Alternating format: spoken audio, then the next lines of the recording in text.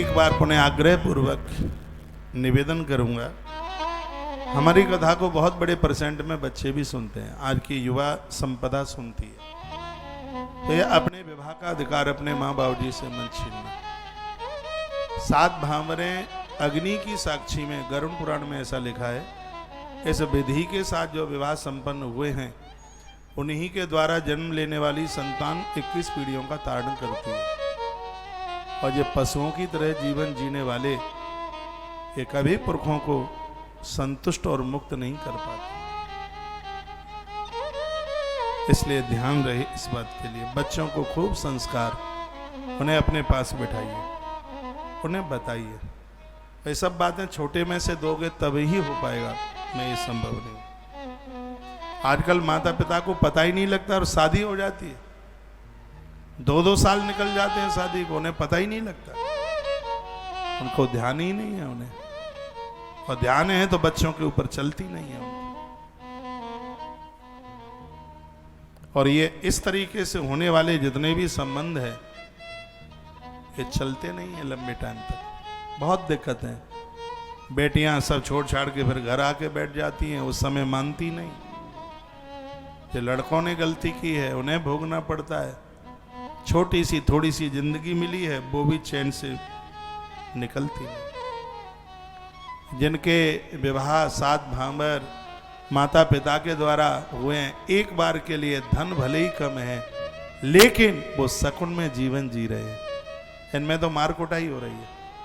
एक बार तुलसीवन आश्रम में वो पति पत्नी दोनों, एक ने जूते मारे एक ने चप्पल। मैंने कहा तुम हो कौन? बोलते हम पति पत्नी है, वो ऐसे ही विवाह हुआ था, हम तुम राजी क्या करे काजी। सो थूतरा सुझा दिया दोनों ने एक दूसरे का मार मार के। इनकी करवा चौथ लगेगी, क्या कहेंगे आप? बचा लो कैसे भी इस देश दुनिया। हमारी संस्कृति आज बड़ी लज्जित हो रही है, बहुत दिक्कतें हो रही। ये कोई बात है? पति है फिरोजाबाद में और पत्नी है फैजाबाद में, एक की नौकरी फिरोजाबाद एक की नौकरी फैजाबाद, और साल में 2.5 साल तक मिलते नहीं हैं, और पति पत्नी है।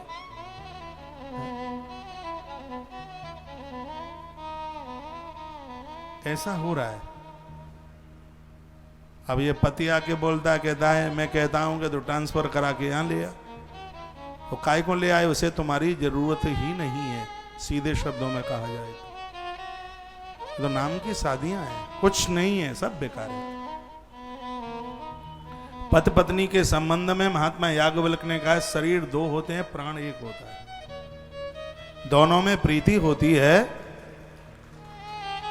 तो यदि एक दूर गया है तो मन से वो उसके पास है। आज तो रिश्ते ऐसे होते हैं जैसे बाजार में से गाय भैंस खरीदने को जाते हैं, ऐसे होता है। पूछा जाएगा कितना कमाता है, कितना पैसा है, कितनी प्रॉपर्टी है, मकान के कागज दिखाओ, बच्चे के नाम क्या आ रहा है। आप बेटी के लिए वर देखने को नहीं, तो व्यापारी खोजने के लिए निकले। गलतियां सब जगह हो रही है, सब मोल भाव जैसी बातें हो रही हैं। जो आनंद पहले के थे, पहले तो शादियों में भी बड़े आनंद थे, शकुन मिलता था विवाह करने में। 3 महीने पहले से सब उत्सव शुरू हो जाते थे, हल्दियां चढ़ती थी और आते थे वो आगंतुक लोग विवाह में, तो हाथ में हल्दी ऐसे लगा करके, और जो पीठ के ऊपर जो एक नई शर्ट के ऊपर थापे लगाए जाते थे, आनंद हो जाता था। हल्दी कितने की आई है पैसा वसूल हो जाता था नई शर्ट पर थापे लगाने से।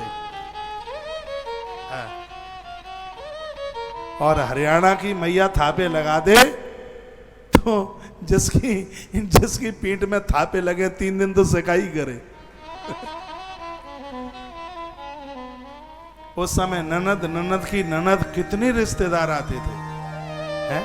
दूल्हा के यहाँ पर वो लगाई जाती थी, हल्दी चढ़ा करके ऐसे टपकी लाल लाल लाल लाल, इतना सुंदर लगता था। हाँ तो 20,000 रुपया लीपा पोती में खर्चा करके आ जाओ तो भी मुंह फेंपो जैसा लगता है, रौनक ही नहीं आती। लेकिन उस समय लगता था दूल्हा, उस समय लगती थी दुल्हन। वो बात अलग थी। मैं तो लौटा कर इस प्रसंग में ही आ रहा हूं। अब ज्यादा बोल दूंगा तो कल से कथा पंडाल खाली बना रहेगा, यह भी ध्यान रखना। लेकिन भले ही पंडाल खाली रहे, लेकिन मुझे जो बोलना है वो तो बोलना ही है। भले ही मुझे राम राम मत करना, मुझे आपसे भी ज्यादा आपके बच्चों की ज्यादा चिंता है, बहुत ज्यादा चिंता है। आपके बच्चों के भविष्य की भारी चिंता करता